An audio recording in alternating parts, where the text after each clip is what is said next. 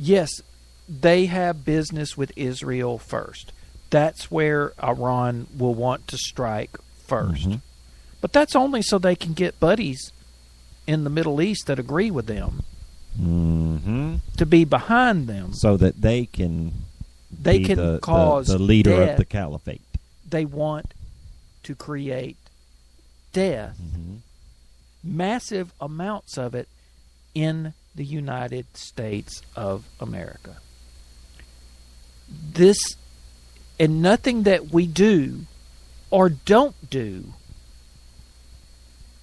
will remove that resolve. Okay? They want to kill us, Iran, as Mhm. they, and ISIS, which, hey, we don't know which dog's going to come out on top in that Well- fight. Either one wins that You fight. You got to throw in Al Qaeda there too. Yeah, because they're all fighting amongst each other. Yeah. But believe me, you drop America in the middle of them, they'll put their grievances with each other aside Yep. to kill a Jew or an American. Doesn't matter which. If they can kill an American Jew, all the better. Remember, like earlier, where you were quoting the Hezbollah. Mm-hmm. They love death more than we love life. That's a hard concept for us as Americans to grasp. Yeah, But over there, it's the that's their first line of thought. John Kerry thinks he can nuance his way out of that somehow. That just goes to prove his ignorance of how anything is done in the Middle East. There's no such there is no nuance in the Middle East, and I'm not meaning that to put down the Middle East. That's just a fact. In that country, things are, or in that region, I mean, things are black and white. Period. You're either militant Islamic or you're dead. Or you're dead. That's right. And Let's not forget, these are people, like, this didn't happen in the nation of Iran, in particular. But this is the same, well, for lack of a better word, put it in simple terms, this is the same group of people that just marched over 100 Christians to their death. And what was their crime again, Casey? They're Christians. Yeah, see, right now this is Iran, and it's Jews, see. But if they could annihilate those Jews, who do you think is next? Or if they really have their way about things, it'll be both of us at the same time. And if you're a woman or gay, you're toast. Yeah, by the way, the radical Islamists of which we have been speaking are not too fond of minorities, and they think our Civil Rights Act is kind of funny. Yeah. As a matter of fact, it's offensive to them that we would consider everyone to be equal in this country. That to them, that's a joke. Now, look, it can't be.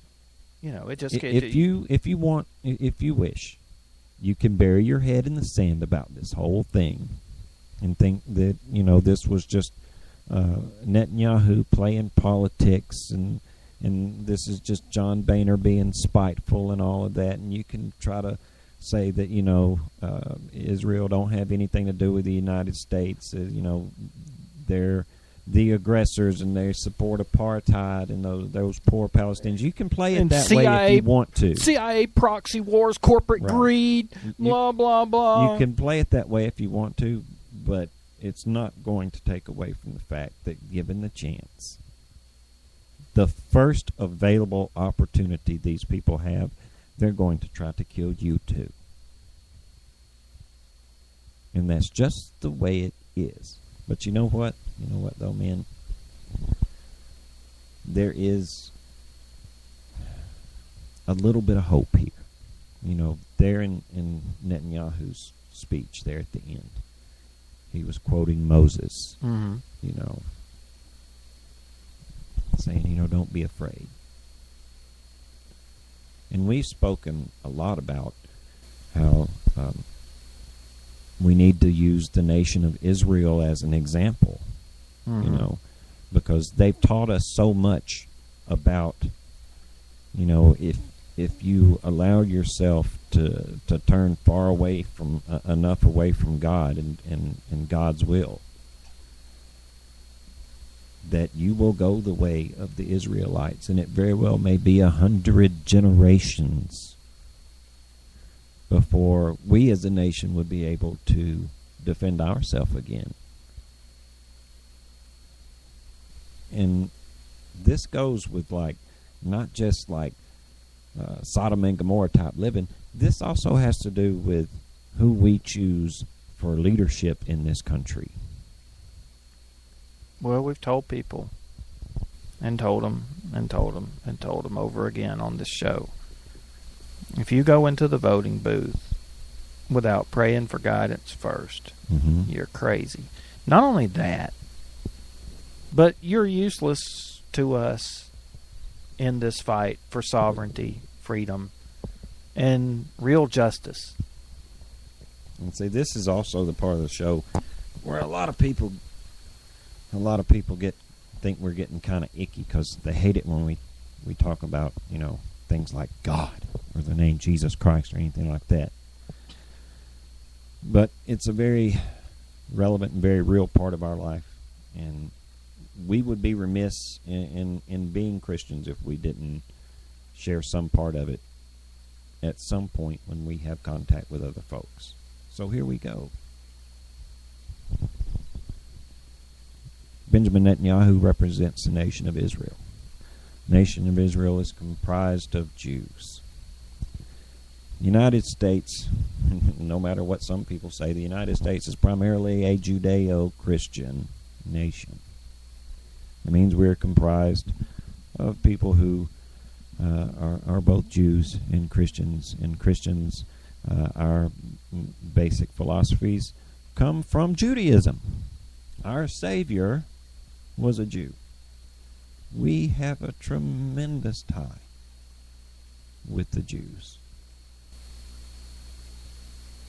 I truly deep down in my guts just cannot imagine us as a nation turning our back on the nation of Israel.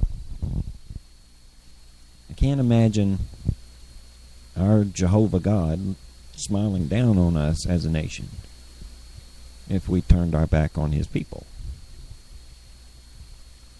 You know what I'm saying? Well, we are, as those of us who call ourselves Christians, we are his people too. Mm-hmm. I think what you're trying to get down here too is at the end of every show, we quote a verse of the Bible too. We end our speeches with a quote from the Bible as well. 2 Chronicles 7:14, which is Old Testament. Mm-hmm. If my people, I love that part. If my people who are called by my name will humble themselves and what? And pray. And pray and seek my face. And turn from their wicked ways. Then I will hear from heaven. And I will forgive their sins. And then what, Case? I will heal their land. That is the message of hope that we bring. That is Old Testament hope right there. But it still carries weight today. Man, if we want things to get right, if we want our leadership to know what to do in regards to Iran and Israel, then the only thing we can do is pray for the man. And believe me, there is a lot of power in that prayer. But we have got to pray for the leadership of this country. And more importantly, in a couple of years, when we go back into that voting booth, we have got to be prayed up and have the right people on that ballot. So we need to pray for each other. I done seen them lining up during CPAC this past week, a lot of the Republican hopefuls running through here. And there is a mess of them. For all I know, none of them that have said they're running are the right man for the job yet, for all I know. I still got a lot of praying to do about who I want to throw my support to. But the point is I'm going to pray about it. And I'm asking you, if you're listening to this broadcast, to do the same. Before you make up your mind who you want to represent you in that White House, don't do it all willy-nilly, man. Pray about that. Before you decide who you want on that ballot, pray about it. And not just on a national scale, locally too. These local yahoos that we vote for our congressmen and everything, man, those are people that right here in your, in your own little neck of the woods, you're supposed to know them people. And there's some people that's got up there in Washington that I know people wasn't praying about it before they got them there. Well, I just can't see that, like, the folks there in Northern California was praying real hard about who they put on the ballot when Nancy Pelosi won that office. I really don't believe that the people in Maxine Waters' district was praying real hard when they put her in office. And I know a whole lot of people didn't pray about it before they put Barack Obama in office. I know there's a whole lot of people that didn't even give that any thought, because if they had have given it thought, if they had have investigated this man before he was ever put in the White House, if anybody in the press had have done their homework before the election, much less prayed about it,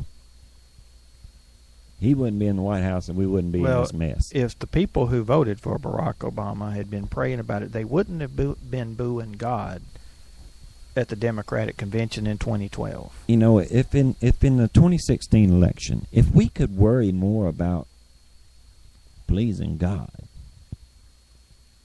than whether or not somebody's going to think we are racist based on who we vote for, that'll be a small miracle. That'll be a small miracle. If we ever get to the point as a nation where we worry more about what God thinks than about what Chris Matthews is going to say about us, really, then we'll be all right. Well, maybe at that point, it really will be content of character and not color of skin or nation of birth. Oh. How about that? Oh. With that, we will see y'all the next time. Man, just pray for each other and be good to each other. Well, we're out. Good night, y'all.